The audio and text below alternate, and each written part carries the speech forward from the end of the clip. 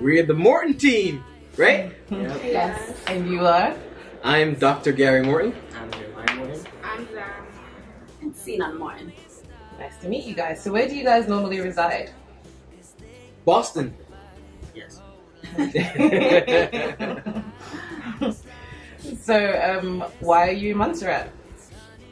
We like working from paradise and doing school from paradise, right? Yep. Yes. Okay, so who would you say is the main remote worker? I am the main remote worker. Dad. Although if you consider school, these guys are pretty main remote workers too. Is mom working remotely at the moment, or? No, I am not. Okay, so you're on holiday. Yes. So I'm just gonna start off with the children. How are you finding it at the moment? How did you find lockdown? Well, it was hard. At the beginning, I thought it was gonna be really easy, but towards the just getting more into it, it started to get a little bit harder. What did you find hard about it? Just having sometimes you would have internet problems, or you would have your computer wouldn't work sometimes. But yeah. So you didn't find nothing wrong with being inside all the time? It's just No. technology. Okay, that's interesting. He needs Wi-Fi. And how did you find lockdown? I thought at first it was actually really exciting for me because I didn't have school. But then now that I get into it, it starts getting confused to me because I sometimes get distracted around different stuff. But sometimes I do good. Okay. So when it comes to schooling, in the past, did you think that you would have preferred going to school online? Like before sometimes you experienced it, did you think it would have been so easy to do? I thought it was gonna be the easiest thing of my life, But but it was the opposite. what do you find the most difficult about going to school virtually? Just communicating, because you don't really want to talk, you don't have to when you're over the computer. You just don't want to talk, and you're distracted by other technology around you. And you? And it could get really confusing to me because classes sometimes I get kicked out or other weird stuff, like connection problem.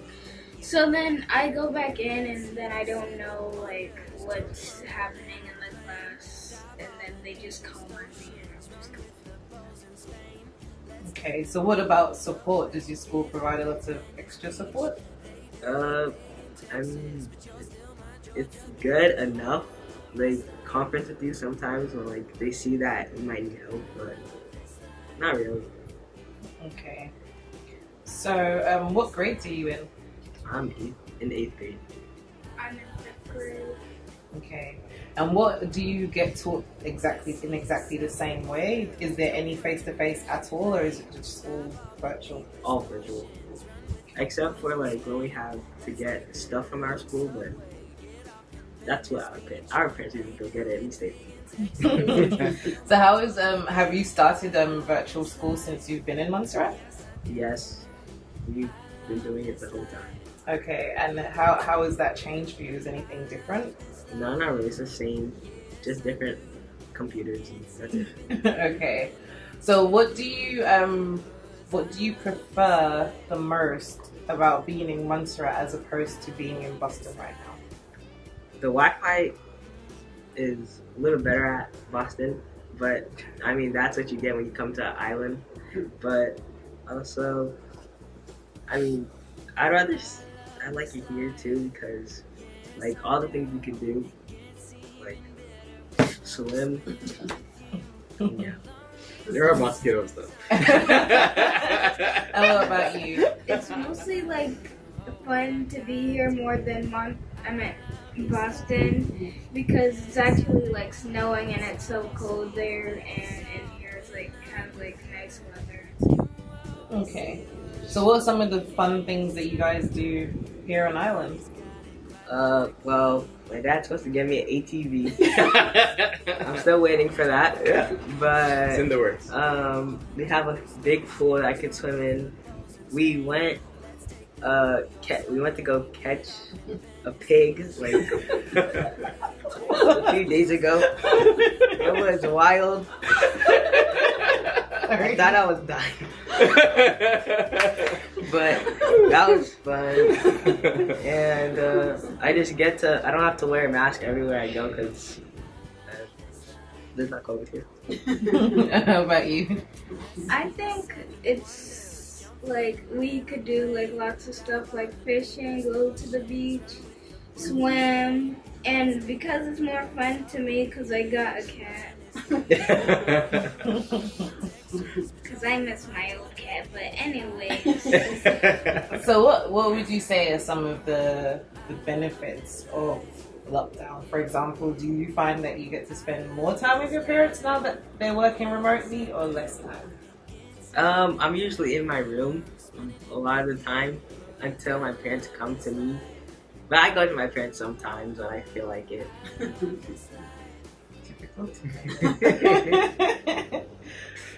So what do you like about lockdown? That School is way shorter. is true. School is shorter. But I still have long school. Yes. And they could sleep longer because we're an hour ahead of Boston, so they get an extra hour every morning. Nice. Okay. How are you finding the experience with the pandemic of just being locked down and being at home all the time? I think just being at home is a little stressful just because you're just confined in one space. You can't go outside and talk to people, socialize with your family and your friends, and just be out and about. So I find it more complicated just because we're just in the house all the time. So I don't like it. Are there any pros to it though? Do you find that you're spending more time with your husband, your kids? Yeah, I do. I mean, the pros about that is spending time with the family and also helping the kids with their schoolwork or being on a conference call with their teachers and stuff like that. So there is pros about that. But again, I don't want the COVID to be here. Of course, everybody wants it to go away. But again, the pros about just being locked down and just spending time with the family. Okay, so your kids mentioned the fact that they may not get as much time with their teachers through virtual learning. So have you found that you've had to supplement that by providing them with more support at home? Yes, because they don't physically go into school, so they're just home and just screen time with the teachers. So I think for me being home with them, I can actually be in the classroom and just hear what they're talking about and kind of understand what they're doing in class. So if I have any question or concern, I can tell Jemai right there, oh, ask the teacher a question because I don't understand it or he doesn't understand. So that's the pros about that.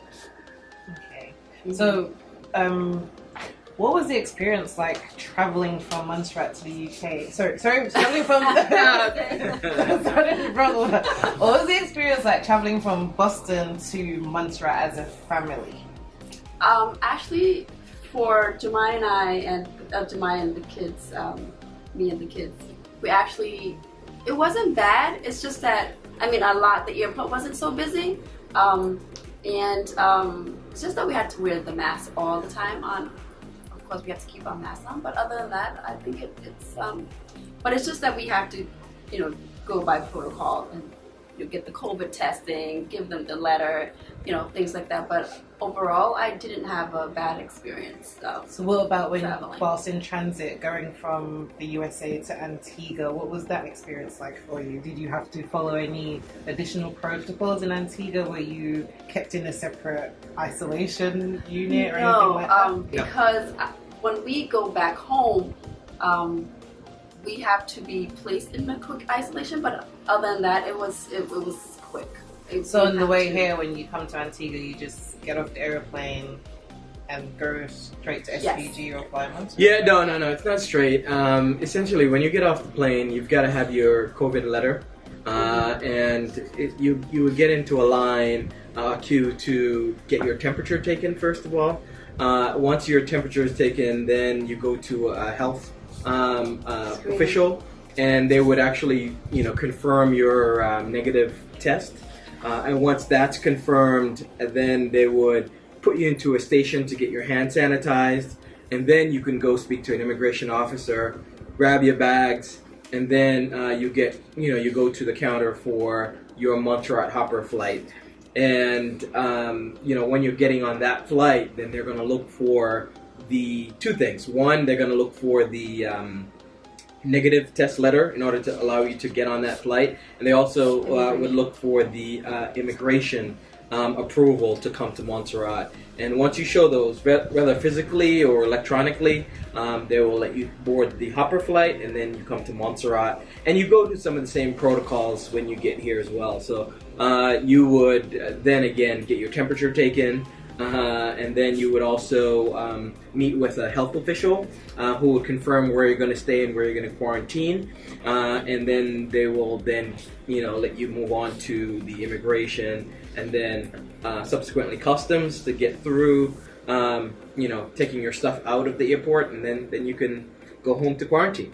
So that was going to be the next question as well. How did you find the quarantine experience here on Montserrat? Did the health officers come around on a regular basis? What were some of the requirements or restrictions that were placed on you? They didn't come check on us. I know we have to quarantine for 14 days, so we just stay in our quarantine place and not be outside and exposed to other people of the surroundings. So we just do the 14 days, and eventually after the 14 days over, they give us a call, they ask us a question, have we been in contact with anyone with COVID or anyone outside the premises, so and any temperature or any COVID symptoms or things like that. Once we said no, they were released to be out off in quarantine.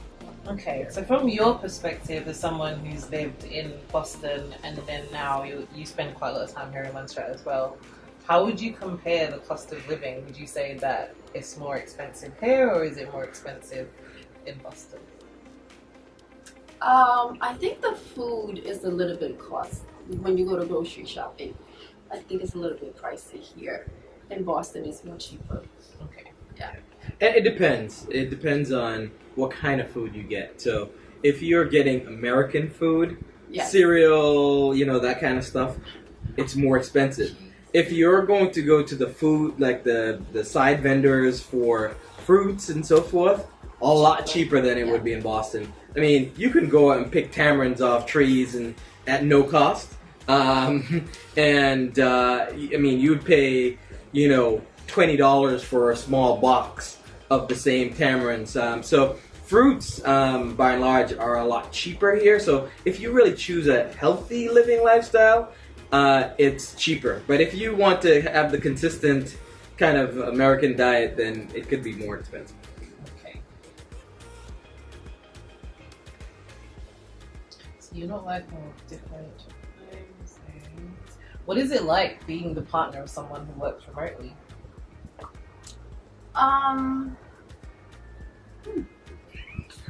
Sometimes it can be complicated at times. I mean, even though he's home with us, but he's not really home, so he has his conference call, his meetings and stuff like that.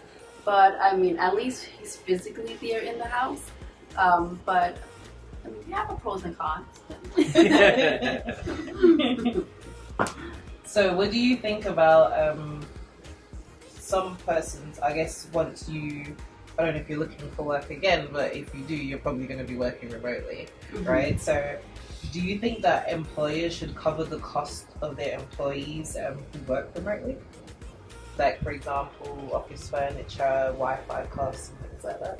That would be great. I mean, if they could cover that.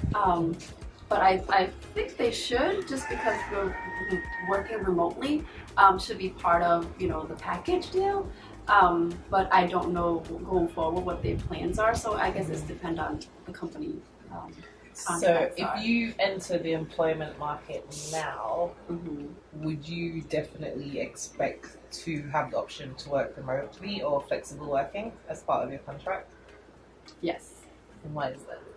I think working remotely, so I can be home here instead of the US and enjoy the weather and be out and about instead of being in at home, quarantined, and you can't go nowhere. Everything's locked down. So I prefer being here and especially just wearing masks all day if you have to go out. And plus, COVID is rising in the States, so I prefer working remotely. And I just to add to that too, so a lot of companies actually do, from an ergonomic standpoint, provide furniture. So my company, as an example, if there's anything that you need for furniture standpoint, whether it's headphones, whether it's a desk that you can stand up or whatever, they would provide that. So that's something that could be expensed to the company. So with regards to working remotely, just from an employee perspective or even a manager or director perspective, do you think that working remotely makes it difficult to share ideas and make decisions within a team? And if I would take a stab at that, it doesn't make it difficult to share ideas, because you can share ideas freely as you would if you were in a meeting. You know, the difference is that if you're not seeing the person, or like they're not on camera, you can't gauge the body language, and so you can't respond, you know, based on kind of the non-verbal communication that would happen in a meeting setting. But if folks are on camera, to some extent, you can still see that, and so you know, decisions are made pretty efficiently through virtual meetings, just as they would in an actual live meeting setting. But do you think remote working makes it difficult to ask for help? No, I don't think it's difficult to ask for help, because if there's a challenge that we encounter, we can brainstorm stuff together. I always use this term with my team as collective genius. And so, you know, the more heads we put together, the smarter we are in solving problems. And to the extent that, you know, we can't solve problems, then there's other folks that we can tap, partner with, collaborate with. There's lots of resources within, you know, any company. And so to the extent that you tap those resources, you can help, you know, get over whatever challenge that you're encountering, or get, you know, your superiors or what have you to kind of weigh in on helping resolve the situation. So one other question in that space is, do you think that remote working can hinder career progression? Well, as we've seen it traditionally. Absolutely not. Actually, to some extent it could, because, you know, a lot of career progression is about visibility, and it's about, you know, people saying things about you when you're not in the room, the type of thing. So having sponsors, but you can certainly create that even virtually. You can create that through, you know, programs that you participate in, being very tactical about folks that you want to cultivate sponsorship relationships with. So there's a number of things that you can do, even though that you're remote, to help foster and accelerate your career growth and progression. You know, you just have to find the way to navigate in that setting, but it shouldn't hinder you overall. If you're a go-getter, it definitely should not hinder you. What benefit of remote working do you value the most? I value the flexibility of being home, being able to have more of a work-life balance, not having to spend, you know, significant amount of time commuting to and from work, being able to have a meal that's, you know, prepared at home versus having to go to a cafeteria, that type of thing, being closer to the family. You know, we can jump directly from work to movie night, you know. You know, you can't do that when you're, you know, kind of 9 to 5 going to an office. So there's lots of benefits to it. There's flexibility in being other parts of the world, like being here in Paradise, that was just not feasible if we had to be in the Boston office. Does it mean I can't commute back to Montserrat every night but I can easily commute to Boston virtually, through remote working. So I have a question. Where are you from originally? Cambodia. So places like Bali and Indonesia and stuff are really popular for remote working and digital nomads. Yes. So why have you chosen Montserrat over the East Indies? The West Indies over the East Indies? Yeah. Well, this is actually our second home, so I mean, we'll consider Gary, this is his first home. It's our first home. We've been here since Jemai was young. We kind of brought up here, we've been here all the time. So we do travel to outside the countries, and we do have that experience. But I think here is more home than going to a different country. So was it ever a consideration to potentially work remotely somewhere else? Or is it something that you'd even consider? So say we get to the end of 2021 and this is the new normal. Would you ever consider working remotely temporarily from anywhere else? Yeah, it's certainly a consideration. Montserrat is ideal though because of the time difference between most of the folks that I'm working with. I mean, like if we were in Cambodia, we'd be 12 hours ahead. So have to work at nighttime in order to facilitate communicating with, my team and so forth. So it'd be a challenge being in like Far East. In Montserrat, it's certainly better because I'm an hour ahead of folks in Boston, and I'm 4 hours ahead of my other part of my team, which is in Seattle. Gives me lots of time to prepare and prep and be ready for meetings, which typically start 10 or 11 my time here in Montserrat, and I would have been able to do all my healthy living routine, which is go running and biking and all that. I get time to get that in, so come and be prepared and ready to work. So Montserrat is ideal from a time standpoint. But certainly, it's appealing to be in Cambodia or Far East. A lot of those countries are cost of living super low. It's like you can live on like $1 a day, and so there's some appeal to that for sure. But nothing beats Montserrat. It's number one. So. Obviously, we know that Montserrat isn't as developed as a lot of the other Caribbean islands. For example, why should someone choose Montserrat over Barbados or even some of the metropolitan cities who are also offering remote work visas? Because obviously, after you get over the beautiful weather and the sunshine, why should someone still choose Montserrat?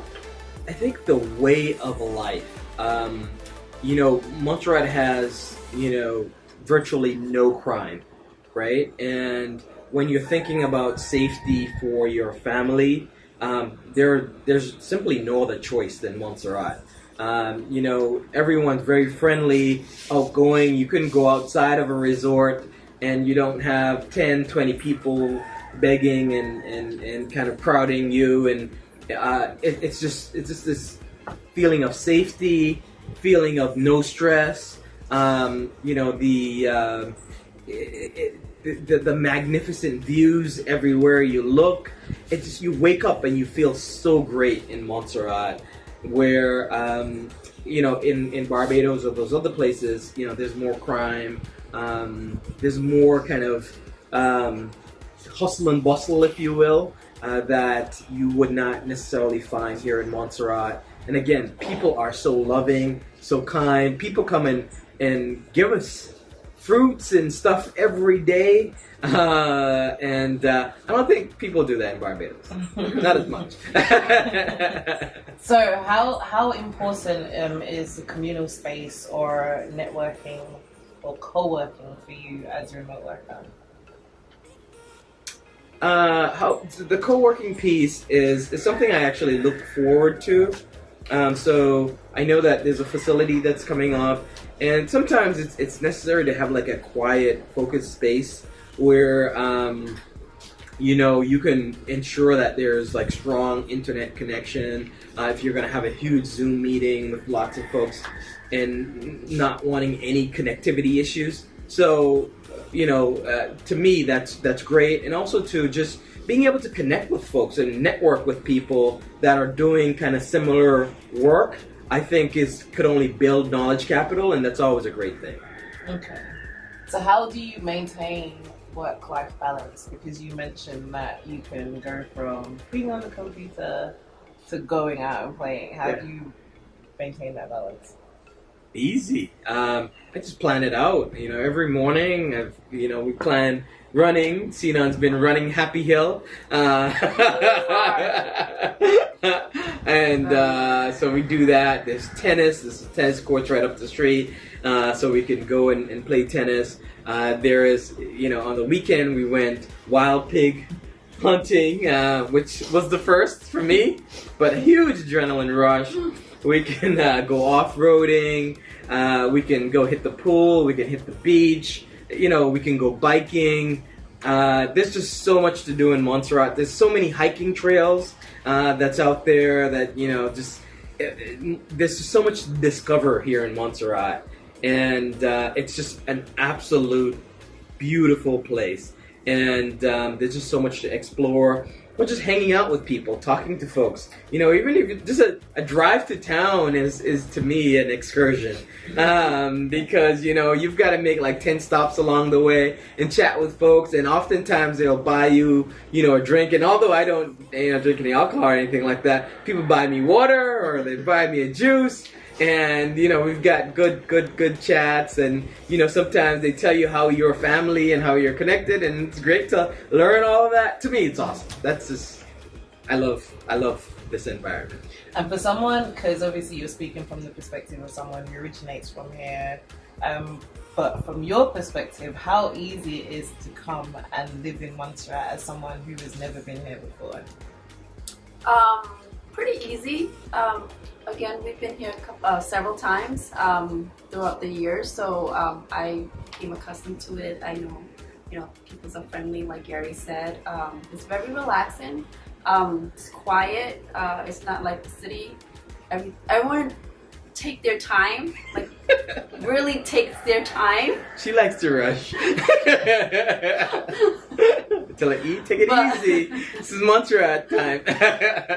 But sometimes I do like that, because sometimes you feel like you're always rushing when you're back in the state, because you have to make it on time, right? You can't be late. If you're late, you're kind of back up on your schedule and stuff. So over here, people just relax and chill, and so I like that. Well, I think that's it, guys. Awesome. Thank you. Awesome. Thank you.